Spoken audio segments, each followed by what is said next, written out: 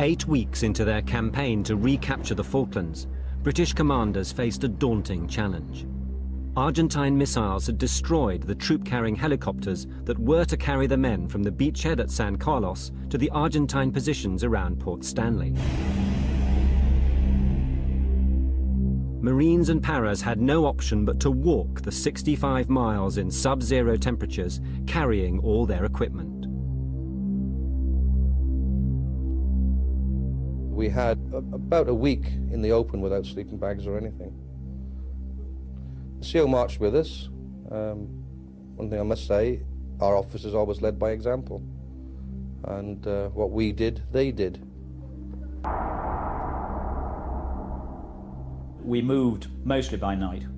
We thought we probably had an element of surprise because it was very dark. We did not necessarily think the Argentines would expect us.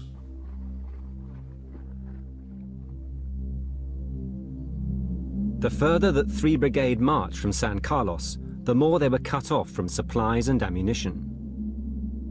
Stanley was heavily defended by Argentine troops spread across the surrounding mountains. 3 Para's first task was to take Mount Longdon. It was held by 300 Argentine conscripts with 500 more in reserve. These inexperienced young troops had been based there for nearly 2 months. Hunger and cold had become the main enemy for men like Louis Lecese. Regrettably, all we thought about was eating, eating, eating. All we had was soup, just water, you know. Nothing in it, just water.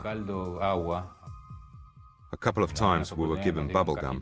That's what we ate, bubble gum. 5 miles away in Stanley, there was plenty of food for officers, but little reached the men in the mountains.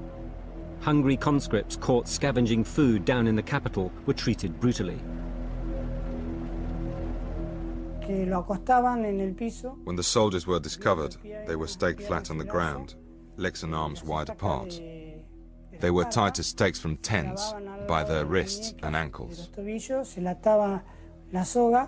They were left there in the open air for many hours. They were numb because of the cold and the wind. The 600 men of 3 Para planned a surprise attack on Mount Longdon under cover of darkness.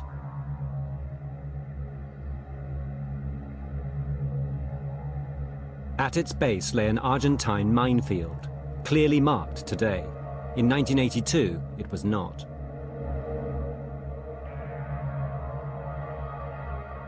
What followed was never filmed, but the battle for Mount Longdon has been reconstructed using the stories of the men who fought there. I got the company together and I said, look lads, we don't know exactly what's up there. Some of us are not going to come back from this. So if you've got somebody you want to speak to, I suggest you go away and have a little word with them. We were told in no uncertain terms that some of us, indeed, would not be seeing the sunrise the next day. And I said ta-ra to a couple of my friends who indeed didn't see the sunrise the next day. With the grim order to fix bayonets, the Paras advanced silently up Mount Longdon. The initial advance towards the foot of the mountain was silent and without event until a corporal in B Company hit a mine. The blast blew the man's leg off. All surprise was lost. In a trench near the summit, Felix Barreto heard the cry. The soldier screamed, a piercing scream, as if he had been stabbed. That's when we reacted. After that, it was all screams. What came down was like black ball illuminations as people woke up, got out their trenches, started opening up with their various weapons. Realising we were in a minefield, as we were running to try and get to some cover, the fire was increasing all the time. The 150 men of B Company leading the charge met a deadly hail of bullets.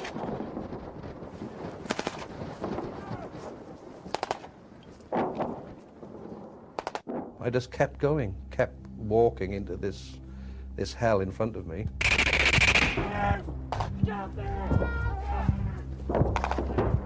You either fight or you run away from it. It was an intense feeling of fear.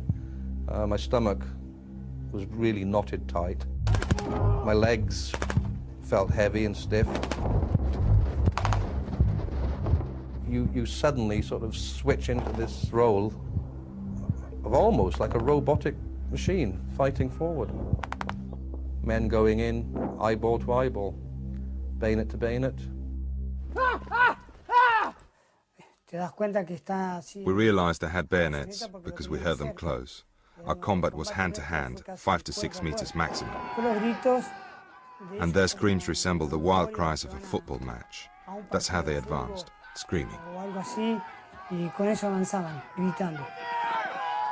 Despite their weeks on the freezing mountain, the conscripts put up stiff resistance.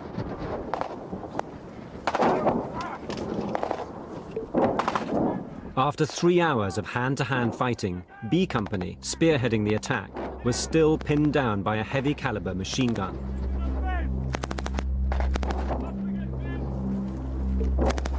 Because they were so well established in these rocky positions, they simply could not be shifted. There were some very dark moments. Bearing in mind this was the most intense experience of battle that any of us had ever had. And there were moments when one thought, what the hell more do we have to do to win this?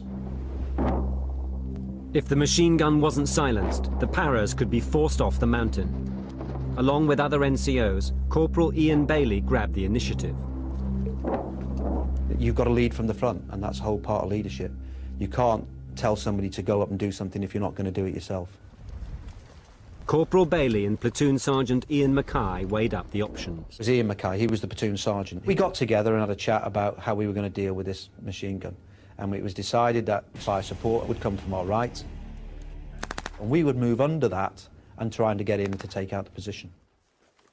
And I was shouting to Ian to move forward. As I stood up, a position at the bottom of the rocks, which we hadn't seen, fired.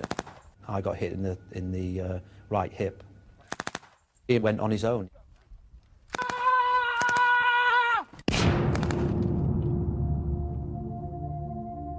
He assaulted the position on his own, killed the enemy in there, took over the 50 caliber. I later found out he got killed in that position. He was awarded the Victoria Cross for his actions because obviously it had taken out a major weapon system. I think he just decided that sod it. He just decided to pull the grenades and run at it. And he did so and dropped them and got hit on the way in and then just dropped the grenades. Very brave man. I lay there, looking up at the stars, thinking lots of thoughts, listening to the battle going on, but there was no immediate movement round me.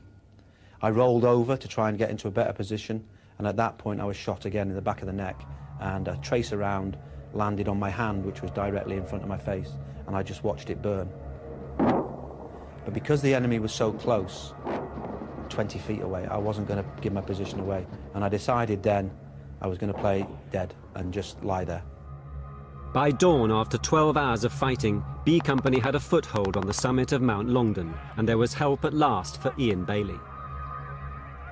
And then I heard a friendly voice, and I shouted out, "I'm injured, I'm forward of you." I got carried down the mountain by our cooks. They're our stretcher bearers. And every time mortar rounds or artillery rounds are coming in, they would lay across my body and protect me. They did a wonderful job. I've always had the utmost respect for chefs ever since then. Hardest course in the army. Nobody's passed it yet to cook properly, but at that particular time, good lads. The Argentines fell back to Stanley, leaving 50 men dead on the mountain. 3 para had also paid a price for this victory. 18 dead, 35 wounded. When the sun came up, it began to show the true horror of what we've just come through. That there was a sort of a mist that hovered just over the floor. And sticking out of this mist was the stiffened arms, limbs of corpses. And it made quite an effect on me. After the battle, news cameras recorded the scene on the mountain. The battlefield, it smelt of death. That sort of horrible, rather rich smell of death. All the impedimenta of military fighting was there, scattered all over the mountain. Ammunition, weaponry, food. It takes a few hours after a night battle to establish what has happened and who is missing, who is dead. I found that whole experience of this news gradually being collected deeply, really very deeply distressing, because it was my plan, my battalion. I was responsible for all these soldiers, and one felt no sense of triumph whatsoever. One felt a huge sense of waste, really, that so many young men had lost their lives for this pile of rock. 3 Para waited for an Argentine counterattack from Stanley, but none came.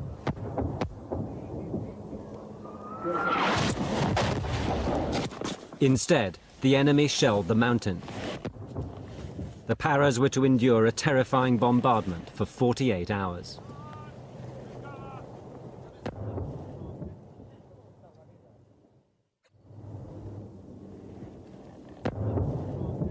After the fierce hand-to-hand night battle on Mount Longdon, the men of 3 Para were being pounded by heavy Argentine shelling. These artillery barrages were very intense, and it was very, very frightening. In fact, I sometimes wonder, you know, what was more frightening, actually fixing bayonets and walking up that mountain, or actually sitting there and having to take this bombardment. You don't have any control of your destiny, and it's literally lady luck, you know, whether you survive it or not. When he volunteered to collect new maps and a resupply of cigarettes, Denzel Connick's luck ran out. I wanted to, in a way, selfishly, secure my own ration of cigarettes. That's when I got caught out in the open with a shell. So I ended up smoking a lot more than I expected, really. There was hardly any warning. It was just a rush of air, a screaming noise, and bang, that was it.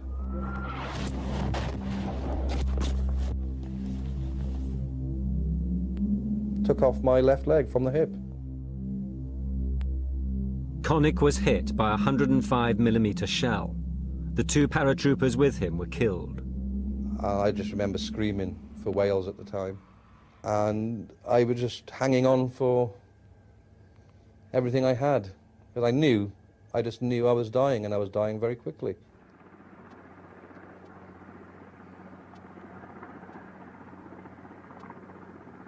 I just wanted to go to sleep. An overwhelming feeling of tiredness. And I knew if I was to allow myself the comfort and the warmth of that sleep, I would never wake up again. So to prevent myself from sleeping, and it was mainly through blood loss, I kept this mental picture of my mother in my mind, because I knew that my passing would give her so much grief that there was just no way I was going to do that to her. Absolutely no way. And they got me into the field hospital. I just remember asking the guy, look, you know, I just really want to go to sleep. Is it all right if I go to sleep? Promise me I won't die. He said, no, you'll be all right. Just go to sleep. And I did. And I died. But luckily, obviously, they resuscitated me. And that was it. I just remember waking up the next morning and feeling like hell. But I was alive. Casualties from both sides were brought down the mountain. Ian Bailey, hit 3 times attacking the heavy machine gun position, finally reached a first aid post. But there was a queue of wounded. The doctors put me under a blanket, put me in an outbuilding. Perhaps I wasn't as I wasn't easy to save, perhaps. I had 3 injuries, and there was other people who they could save. And looking at prioritisation of when you have a major incident, they had to prioritise, and I was put to one side. I remember waking up with somebody tapping on my arm, and it was a naval rating of some description, blue shirt, and I said, "What are you doing?" He said, "Are you here to give blood?" And I remember pulling back the blanket and said, "I think I've given enough." And he nearly had heart failure, I think. He ran out, a doctor came in, and you could see the look on their face. I was thinking, they've forgotten about me. They took me straight out to the Uganda, which was the hospital ship. I had 7 operations to patch me all up. And the next day, everything stopped. Mount Longdon was taken, but Argentine units still occupied threatening positions in the heights above Port Stanley. 2 more bloody battles on Mount Harriet and Mount Two Sisters were about to be fought by Marines from 3 Brigade.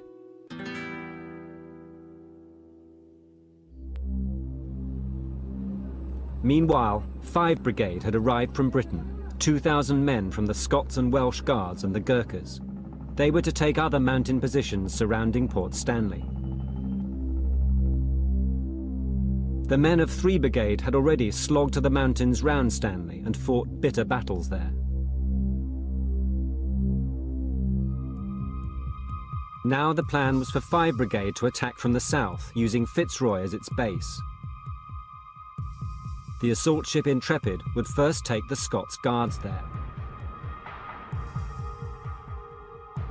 Halfway, the ship's captain decided it was too dangerous to go on and ordered the guards to complete the journey in small assault boats. Ewan Southby Taylor, the landing craft commander, had serious doubts. I knew we had an advance ahead of us, probably an 8-hour journey without charts. And it's not the good thing to say as a junior, or as a Marine major, to turn to the forwarding captain of a capital ship in his own bridge and said, "I'm sorry, sir, but I think the whole thing stinks." And he said, "I didn't really think you should speak to me like that," and quite rightly. And I said, "Well, one thing, if this doesn't work, I want you to remember those are my last words to you." We were launched in assault boats in the middle of the night to complete the journey into Bluff Cove. As we did so, the weather got worse and worse, the waves got higher, and the wind got stronger. There was lashings of water all over the place. Without warning, the 4 landing craft came under fire. Southby Taylor's worst fears had been realised. Suddenly we saw a warship approach us. It started lobbing illuminating shells over us. We hadn't a clue whether it was friend or foe. Eventually we discovered that this was a naval ship from the task force. It didn't know that we were going to be there. We didn't know it was going to be there. And I guess that's what you call the fog of war. At dawn, as the Guards' assault boats closed in on Fitzroy, an Argentine observation post some miles away on Mount Harriet spotted them. They feared a new British landing had begun. It seemed to me that because of the movement on the ground, they were disembarking troops and supplies. So I immediately notified Port Stanley that a landing was taking place.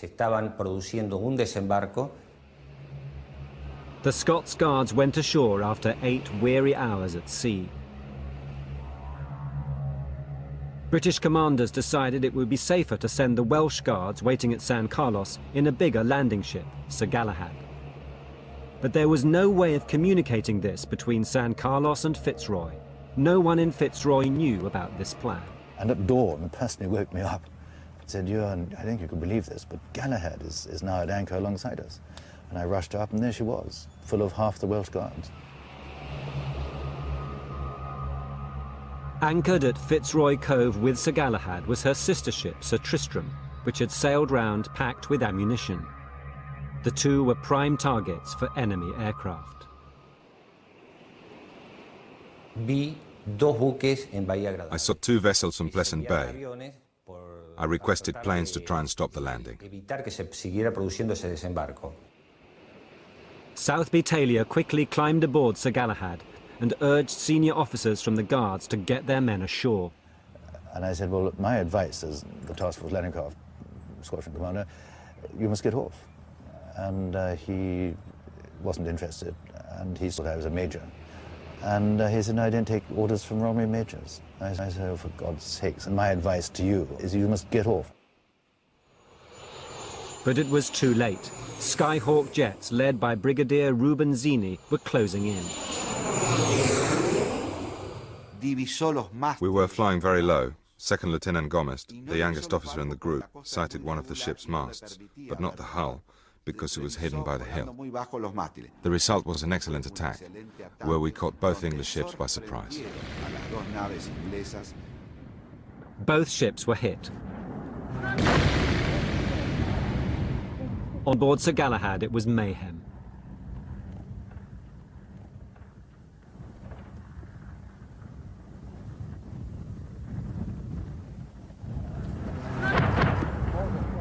I watched the two ships being bombed, and I felt a rage I'd never felt before in my life, ever.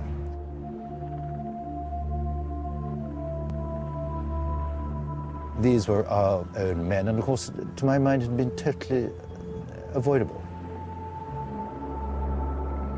Sir Galahad's ammunition blew up. The Welsh Guards were engulfed by the inferno.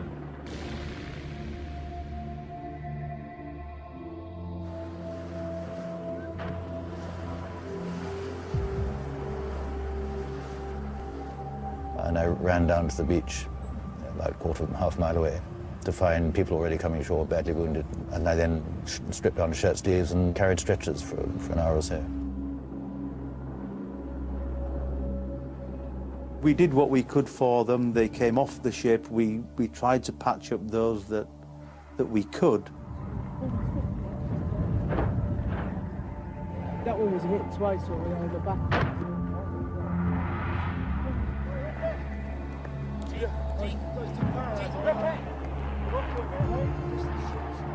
From Mount Harriet, Colonel Arroyo had a bird's-eye view. It makes you say, well, I'm at war. This is not a movie. I saw that action as something happening at a distance. Perhaps I get emotional when I think about it now, but then I couldn't think of the English soldiers that were burning.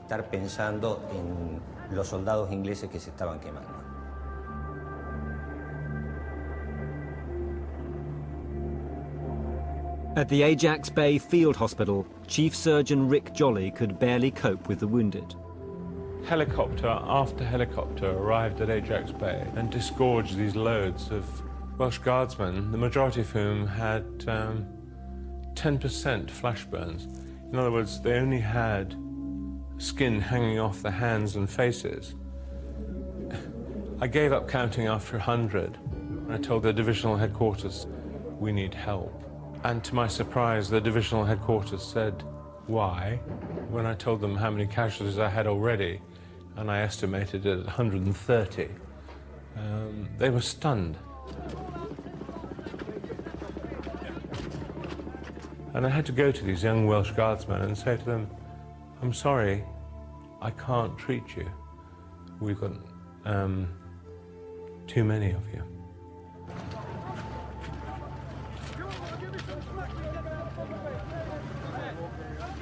And yet these young Welshmen all said to me in their sing-song voices, don't worry about me, sir. You look after my mate. Have you seen him? Ellis, Evans, Williams.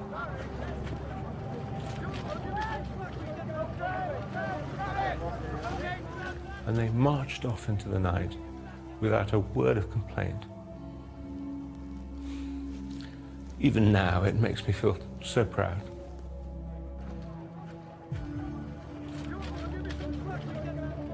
Two landing ships were smoking wrecks, and the Welsh Guards were broken as a serious fighting force before they'd fired a single shot. The disaster at Bluff Cove cost the lives of 50 men, with 150 wounded.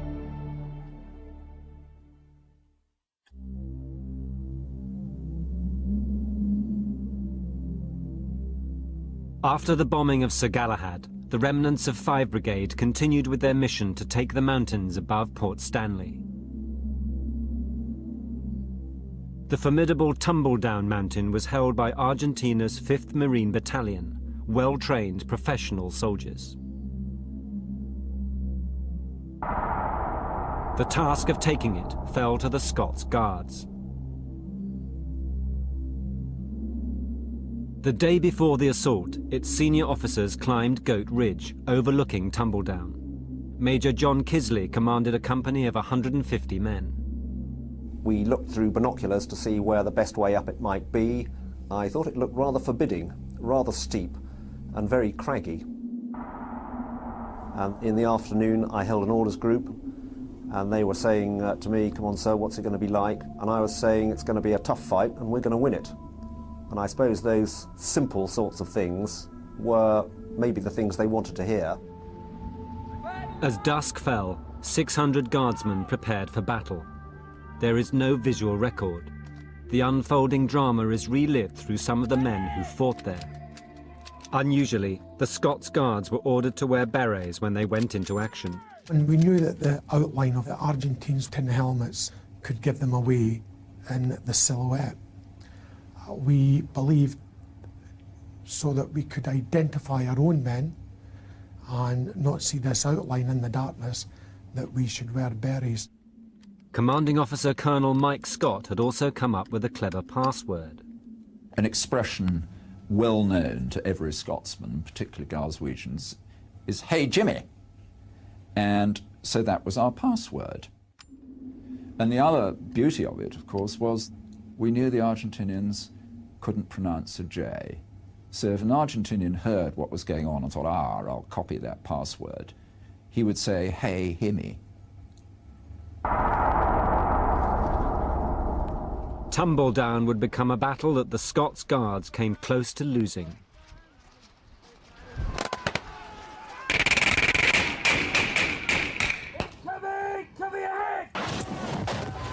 Spearheading the attack were 30 men from 13 Platoon. They were in the thick of the fighting all night. Early in the advance, their platoon sergeant, the most experienced man, was shot dead. Lance Sergeant Tom McGuinness found himself unofficially running the platoon. At this stage, I wasn't scared, I wasn't thinking of being a hero, and I also wasn't thinking, because I believed at that time, the minute that I stopped to think would be the time that someone could shoot me. The Argentines soon had 13 Platoon pinned down. With heavy fire raining down, McGuinness clambered up steep rocks above the enemy. I could hear Argentine voices directly below me, the voices of possibly 5 or 6 Argentine men. I started throwing grenades down, both high explosives and phosphorus grenades. You could hear the screaming, you could hear the shouting, and I continued to throw these grenades. I probably only needed 2 or 3 grenades, but I probably threw about 20. The Argentine bunker positions were protected by snipers. McGuinness knew he had to take them out. There was a guardsman, Billy Silver, and Billy said to me, Sergeant, there's one over here." I got a 66mm anti-tank weapon. The sniper actually put his head back up over the rock. I fired the anti-tank weapon. The following day they found a body without a head. In spite of McGuinness's brave efforts, in over 4 hours the platoon had made little ground. Company Commander John Kisley knew time was running out. Clearly this was serious business. The commanding officer was telling me as much on the radio, that the whole success of the night's operations depended on my company getting to the top in darkness. And I started to get concerned, because my worry was what was going to happen come dawn if we hadn't taken Tumbledown, if the Argentinians still had my presence on Tumbledown, and starting to go through my mind was, what was I going to do about it? He was saying, you're the guy on the ground, you're the guy nearest to the problem, you solve it in your own way, but as quickly as possible. With covering fire coming from Lance Sergeant McGuinness and 13 Platoon, John Kisley and 40 men began a do-or-die assault on the rocks towards the summit.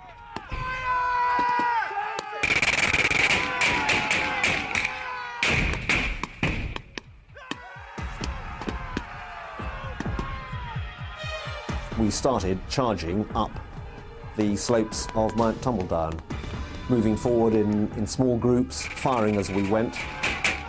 The enemy were fighting in a very determined fashion.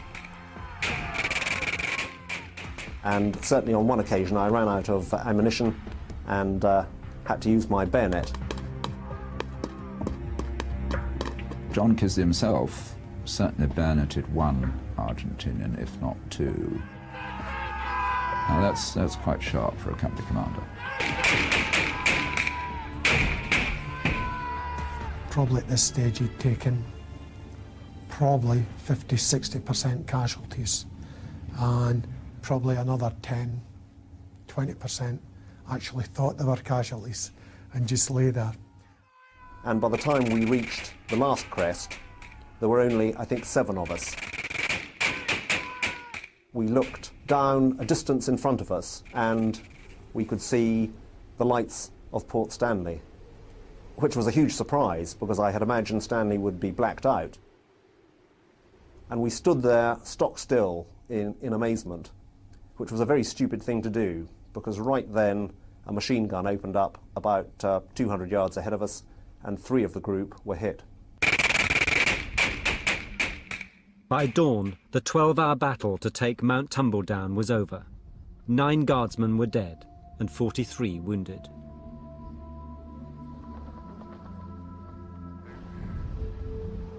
It was a pretty chaotic scene. There were a number of wounded people being tended to. There were stretcher parties lifting people back down the hill. And away in the distance, one could see some of the opposition running back down into Port Stanley. A chaotic scene. The guards waited for a counterattack from General Menendez in Stanley. As at Mount Longdon, no counterattack ever came. I passed by the commanding officer, Mike Scott. Mike Scott was probably getting a bit upset, and all he turned around and said was, why couldn't these bastards have surrendered yesterday, which would have saved his men. You'd think you'd look like people who'd won Wimbledon or something. We didn't. We were shattered. We were very, very glad to be alive. We had lost some of our mates. I was very worried about some of the people who'd been wounded, whether they were going to survive. People had lost legs, people had lost arms. And not one of them cried, not one of them screamed. Every one of them, in good guardsman fashion, just sat there. Not a word from any of them. Some of them were actually rolling their own cigarettes, just a stump, and sitting rolling their own cigarettes. And whether it was shock or not, I don't know. But looking back, it was extremely difficult, but they made you so, so proud. Film cameras recorded the tragic aftermath of the battle. While the pipers played, the Scots Guardsmen who had died were taken to battalion headquarters. And there they were covered with whatever was available until they could be taken back to Blue Beach, where they were buried in the makeshift cemetery there. In training exercises, at the conclusion, there is a big shout, "Endex." It means it's all over. And at that point, all the dead stand up. The difference here was they didn't. With Tumbledown taken, the Argentine army was now in full retreat.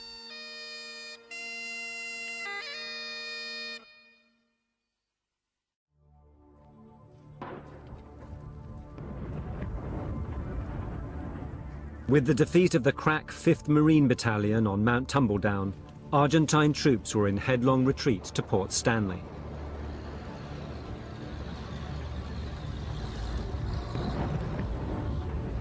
General Menendez, the Argentine commander in Stanley, had lost the last of his mountain defences.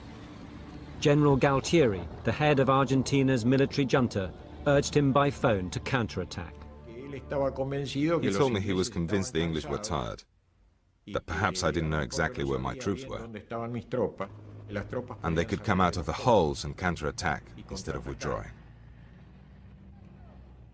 I said, I believe any continuation of the resistance will lead to a great loss of life for the sake of a few more hours.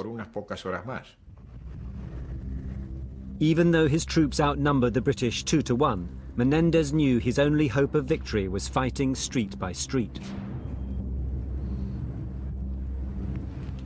It was almost all wood. If we were going to fight, it was all going to burn down, and that would be a disaster for the civilian population. Menendez surrendered.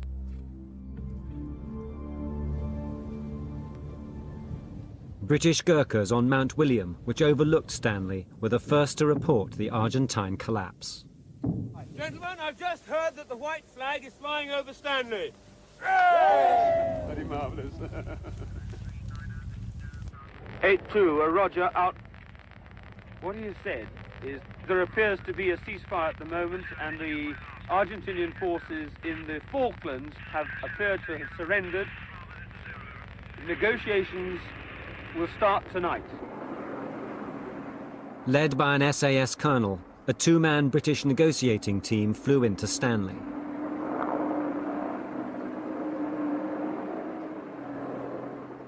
Argentine troops witnessed the bizarre sight of two British officers strolling into Government House.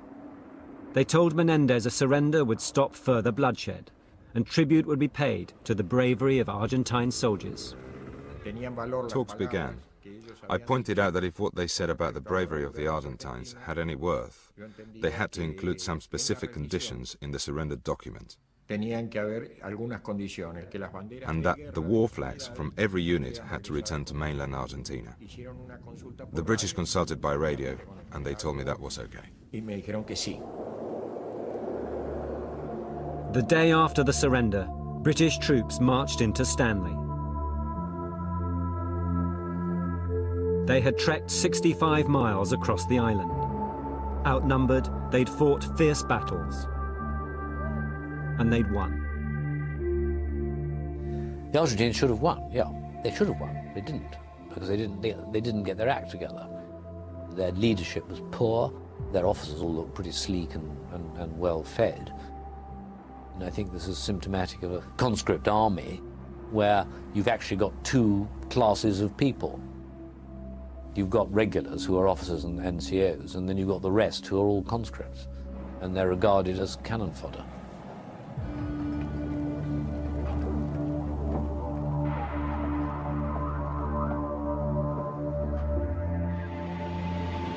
It was the day that the war ended. I flew in and landed at Government House. And then we walked up the main street of Stanley. And it was an extraordinary sight how much mess the Argentine troops actually made of Stanley at the time.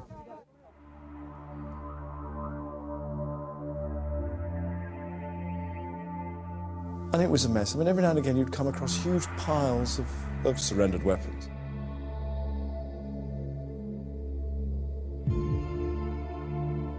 There was no elation. We had no celebrations at all.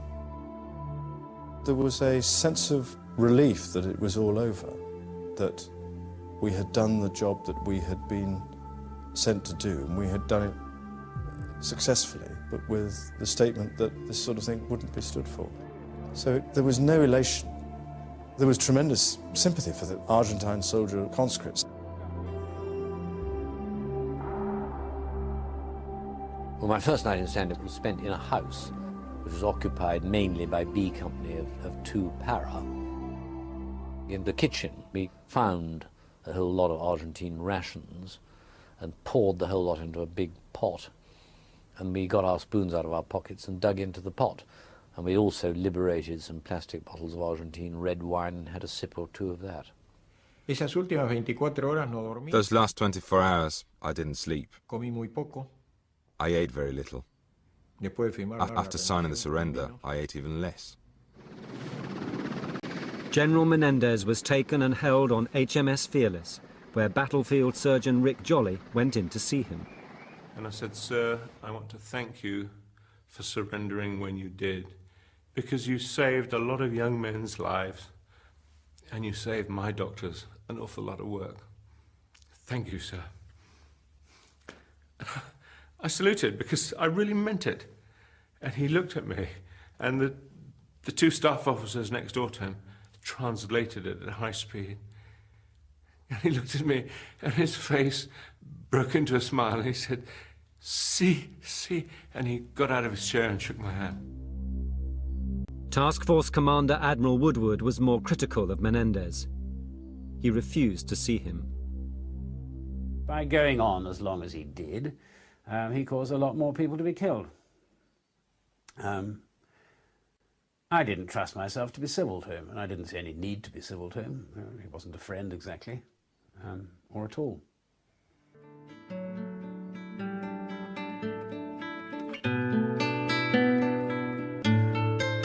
For Argentina, the war was a catastrophe, militarily, politically, and economically.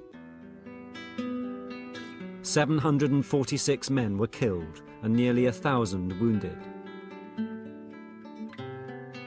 After their initial success seizing Port Stanley, they failed to win a single victory. General Menendez was held responsible and court-martialed. More importantly, the military junta that ordered the invasion was soon driven from power.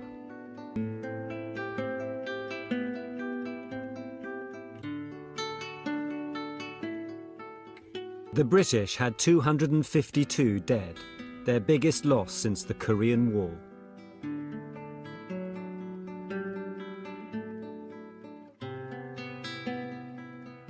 The entire population of the Falkland Islands was just 2,400.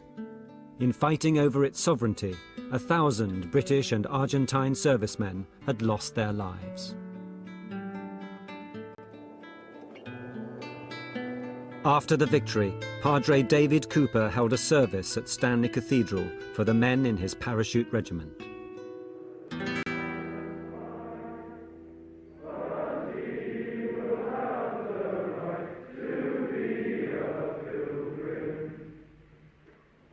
We have all experienced events in the last 4 weeks that have probably changed our lives considerably. You could look at a person and you could see right into his soul, because the battlefield strips you of all pretense. And we really did value each other for what we were truly worth, not what we wanted each other to think we were worth. What I would ask you to remember is what you felt when you thought you were going to die. And when you get home, and you've been back home 4 or 5 weeks, and you're beginning to take your wife or your girlfriend or your dog for granted, well, just remember what is important and try to model and mould your life on that. 5 months after the Falklands had been invaded, the task force sailed home. But the men who came back had changed. The immediate effect of the Falklands War on me was that material things didn't matter once you get back to the real world, and that money, houses, mortgages, that they're not all that important, and that people are much more important.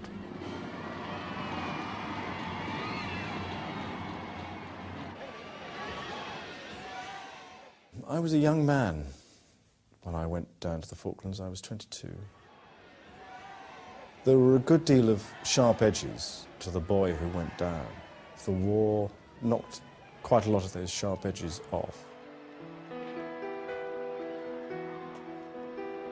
There is a very striking difference in the eyes, particularly, of young men who have experienced battle, and it becomes a very private thing between the comrades who were on that battlefield, and it's something which is very difficult to share with other people.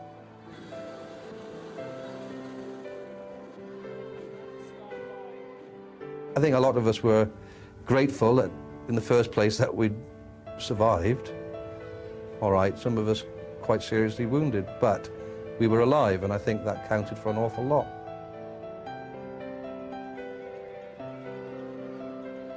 When I look back on this campaign, I'm left with an extraordinary contradiction, that it's through this kind of hardship and really through this kind of suffering that you begin to see the best in people. Soldiers doing things for their colleagues and for the enemy that, in a sense, in peacetime you don't ever see. It's an enormous paradox, and the tragedy may well be that human beings are prepared to give so much to war and yet give so little to peace.